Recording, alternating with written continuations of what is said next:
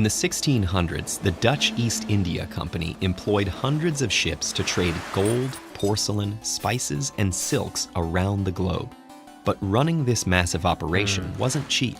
In order to fund their expensive voyages, the company turned to private citizens, individuals who could invest money to support the trip in exchange for a share of the ship's profits. This practice allowed the company to afford even grander voyages, increasing profits for both themselves and their savvy investors. Selling these shares in coffee houses and shipping ports across the continent, the Dutch East India Company unknowingly invented the world's first stock market. Since then, companies have been collecting funds from willing investors to support all kinds of businesses. And today, the stock market has schools, careers, and even whole television channels dedicated to understanding it. But the modern stock market is significantly more complicated than its original incarnation. So how do companies and investors use the market today? Let's imagine a new coffee company that decides to launch on the market. First, the company will advertise itself to big investors. If they think the company is a good idea, they get the first crack at investing and then sponsor the company's initial public offering, or IPO. This launches the company onto the official public market, where any company or individual who believes the business could be profitable might buy a stock.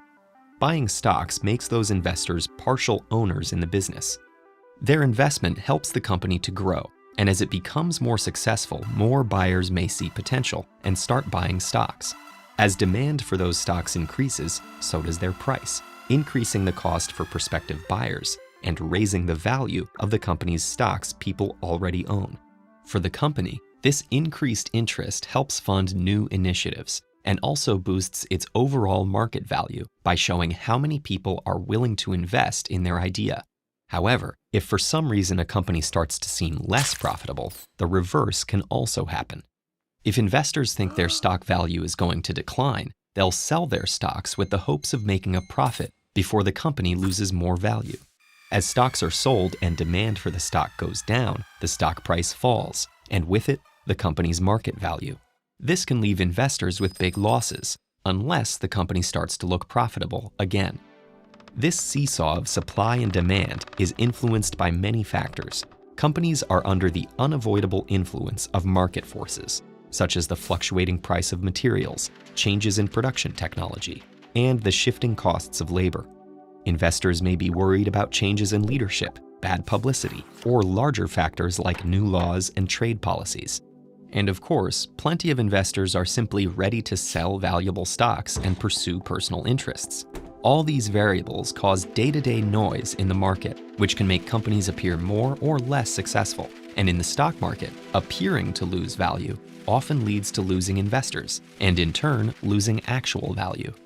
Human confidence in the market has the power to trigger everything from economic booms to financial crises. And this difficult-to-track variable is why most professionals promote reliable long-term investing over trying to make quick cash. However, experts are constantly building tools in efforts to increase their chances of success in this highly unpredictable system. But the stock market is not just for the rich and powerful.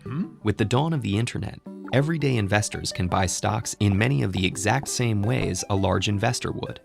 And as more people educate themselves about this complex system, they too can trade stocks, support the businesses they believe in, and pursue their financial goals. The first step is getting invested. Interested in pursuing your own financial goals? Download a free audio version of The Richest Man in Babylon on audible.com/TED-Ed. You'll not only get timeless advice on making and investing money, but also an imaginative take on life in ancient Mesopotamia.